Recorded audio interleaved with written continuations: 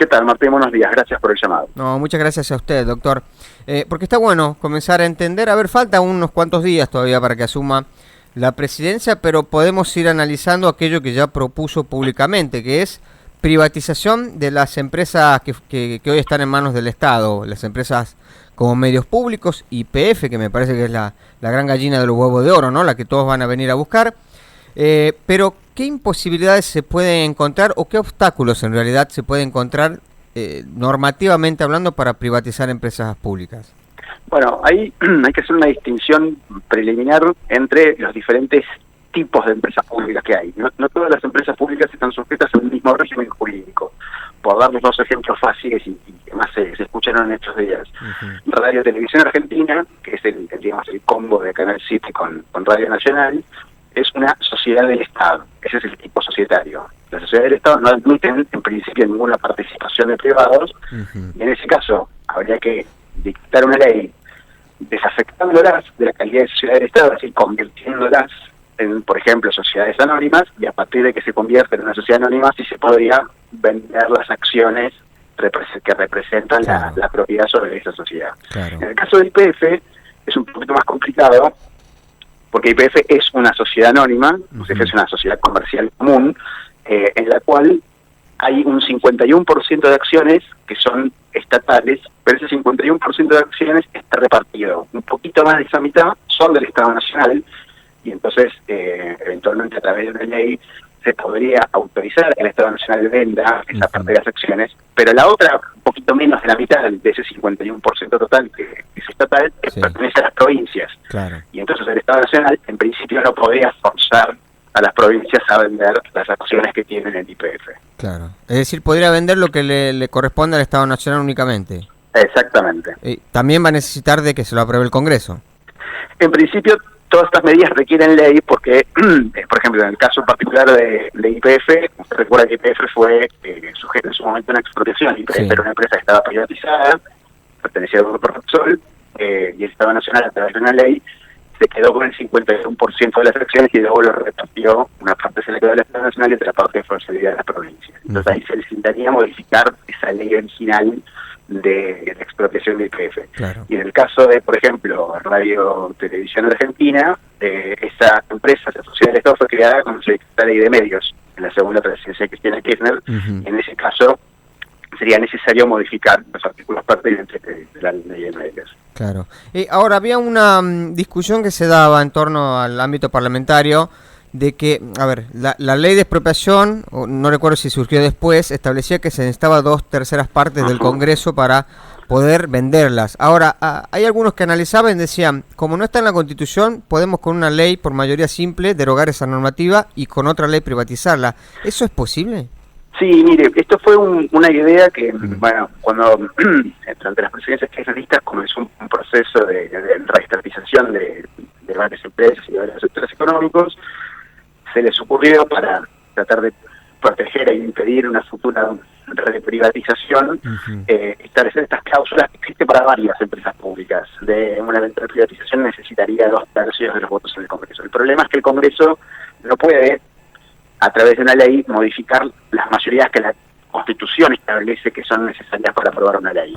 Entonces, en el caso de todas estas sociedades del Estado o sociedades en las cuales el Estado tiene participación, las leyes a través de las cuales se instrumentó esa participación estatal son leyes que fueron aprobadas por mayoría simple. Entonces, para su erogación se requiere una mayoría simple, más allá de que en su momento se haya previsto esta cláusula especial. Es una cláusula que no tiene efectividad. Claro. Es decir, que ni siquiera hace falta que mande una ley, simplemente va a la Corte y le dice esto es inconstitucional y se deroga esa parte. En realidad el proceso es, se manda un proyecto de ley, supongamos, para autorizar la conversión de Radio Televisión Argentina en sociedad anónima y la posterior enajenación de las acciones.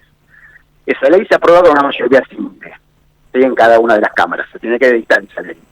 Podría ocurrir que alguien objete la validez de la nueva ley, sosteniendo que no se aprobó con la nueva mayoría. Y ahí se podría llegar a plantear un litigio que en tribunales se tendrá que resolver. Razonablemente, la solución que se debería dar en ese juicio era la que yo le decía, que no se puede alterar por ley las mayorías que la Constitución establece para modificar las leyes. Claro. se entiende, se entiende. Doctor, a ver, vamos con otro tema porque también se lo ha hablado. ¿Lo puede hacer por DNU? Bueno, yo soy de los que piensa que los DNU son medidas de carácter sumamente excepcional y únicamente son válidas para adoptar medidas transitorias, ¿no? Por ejemplo, cuando tuvimos la pandemia, el presidente dictaba decretos de urgencia estableciendo medidas que duraban lo que durara la pandemia, ¿no? Por ejemplo, digamos, el cierre de escuelas o que nos quedáramos en nuestras casas. Claro. Sirven para medidas transitorias. Todas estas leyes que habría que dictar en estos casos son leyes que tienen una vocación de permanencia. La idea es que la privatización no es algo transitorio, sino que la privatización es algo que va a perdurar en el tiempo. Claro. De manera tal que, en principio, yo creo que la vida del decreto de urgencia está excluida en casos de este tipo. Claro. A ver, o sea que constitucionalmente no tiene obstáculo para hacerlo por DNU, pero hay que considerar estas cuestiones que usted nos dice, que, a ver, privatizar algo es obviamente una cuestión permanente, y correría el riesgo de que después el Congreso se lo rechace al DNU. Exactamente, digo, por el Congreso termina pasando igual, porque hay un control político posterior. Acá hay dos dificultades. La primera dificultad es una dificultad que tiene una ley de, creo que es del 2005, si no recuerdo mal, la ley que regula la manera en la cual se dictan los decretos de urgencia y regula el control posterior por parte del Congreso. Esa ley establece que basta con que una de las cámaras del Congreso apruebe el DNU, diga que el DNU está bien, para ya tenerlo por válido. Entonces, si él consiguiera el apoyo de una de las cámaras para respaldar un DNU, ya con eso consigue validarlo, ¿no? Es un sistema un poco perverso porque cambia toda la dinámica que debería tener la modificación ordinaria de legislación. Y después hay otro problema, que es que los decretos de urgencia tienen validez desde el momento en que son dictados. Entonces es muy fácil abusar del decreto de urgencia. Muchos presidentes, digo, no sé eventualmente qué va a hacer Javier Milei, pero digo, en general muchos presidentes dictan un decreto de urgencia, la legislación se transforma, avanzan con el programa político implementado a través de ese decreto, y luego se da una política de derechos consumados. Es decir, si ya se transfirieron, por ejemplo, las acciones de una sociedad a manos de particulares, es mucho más complicado tirar todo eso para atrás. Claro. Entonces, si no hay una decisión judicial, por ejemplo, una medida cautelar que impida la vigencia inmediata de un decreto de necesidad de urgencia, que se adopte muy rápidamente, es decir, casi en el mismo día en que se dicta el decreto de necesidad de urgencia, lo que ocurre normalmente con el decreto es que, aun cuando un decreto sea inconstitucional, igual va a producir efecto porque tiene esta capacidad de modificar la legislación inmediatamente y de producir efectos inmediatamente. Claro.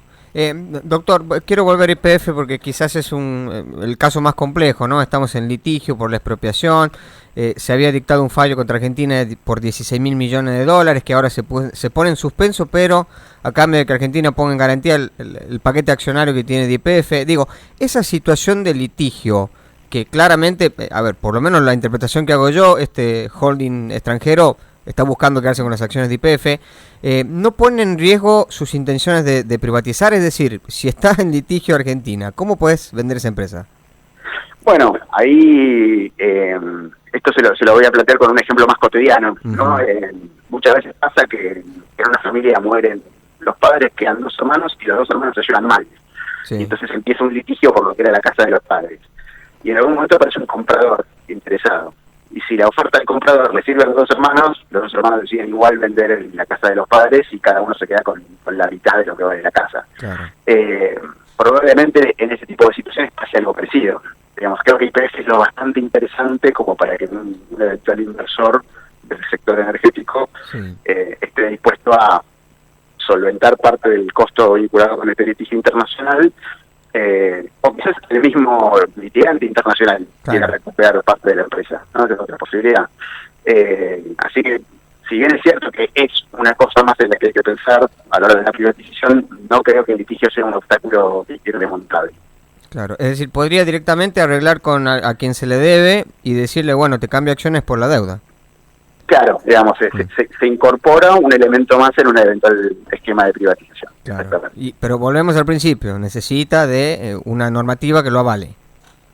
Totalmente, por lo que decíamos antes, porque el Estado Nacional tiene, hoy por hoy, el porcentaje de acciones que tiene YPF por una ley. Entonces hay que modificar esa ley para que el Estado Nacional pueda desprenderse de las acciones que tiene. Claro. Bueno, doctor, seguramente cuando, a ver, si se plantea en el Congreso, lo vamos a tener que analizar en detalle cada uno de los proyectos, Exacto. porque imagino que la gente en sus casas debe estar diciendo, che, ¿en qué laberinto nos estamos metiendo con el tema de las privatizaciones? Sí, sí, sí. Estos son temas muy complejos. Digo, Sí. las privatizaciones, las que se hicieron en la década del 90, fueron procesos muy, muy complejos. Sí. La IPF fue un proceso complejísimo. Yo, digamos, he podido conocer a abogados que intervinieron en ese proceso y les llevó mucho, mucho tiempo poder armarlo. Digamos, Claro. una privatización no... Más allá de que haya una ley, y eso requiere acuerdos políticos y un respaldo político que hay que construir, después implementar esa ley se lo que lleva mucho, muchísimo tiempo. Claro. Entonces estamos ante algo que va a llevar, no va a poder ser de un día para el otro. Claro. Le va a llevar varios meses o quizás 1 o 2 años. Y complejiza mucho más el contexto, porque cuando, a ver, lo propuso la gestión de Carlos Menem, tenía el peronismo por la espalda que le daba el acompañamiento en el Congreso. Acá no ocurre lo mismo. No.